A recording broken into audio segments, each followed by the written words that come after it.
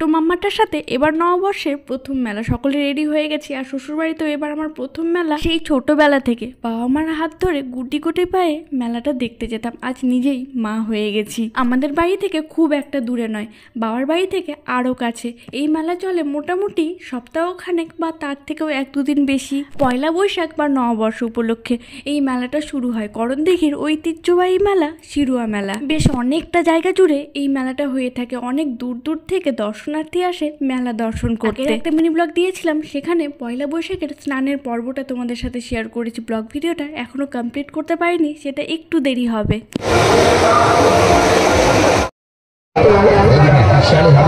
একটা শিব মন্দিরকে ঘিরে পুজো দিয়ে মেলাটা শুরু হয়। অনেকের মনোকামনাও পূরণ হয় সেখানে। আমাদেরও একটা বহু বছরের মনোকামনা পূরণ হয়েছে, সেই জন্যই পুজোটা দিয়েছিলাম। সব কিছুই বলবো, তার জন্য চ্যানেলটাকে সাবস্ক্রাইব করো। ফেসবুক পেজ থেকে ভিডিওটা দেখে থাকলে পেজটাকে ফলো করতে পারো। ছোট্ট মামাটাও বলতে পারো কোনো বিরক্তিবোধ ছাড়াই মেলা দর্শন করেছে। চারদিকে চোখ পাকিয়ে পাকিয়ে দেখছি, নাগরদোলা, দোকানপাট সবকিছুই কোনো বিরক্তিবোধ ছাড়া, কোনো কান্নাকাটি। এই মেলাটাও বহু বছর ধরে হয়ে আসে। ঠাকুরদা ঠামির কাছে শুনতাম সেই সময় নাকি এক নাগাতার 1 মাস হতো। সেই সময় পুতুল নাচ আরো অনেক কিছু আসতো। এখন তো সেই সব আসে না, কিন্তু তবুও একটা ঐতিহ্যবাহী মেলা।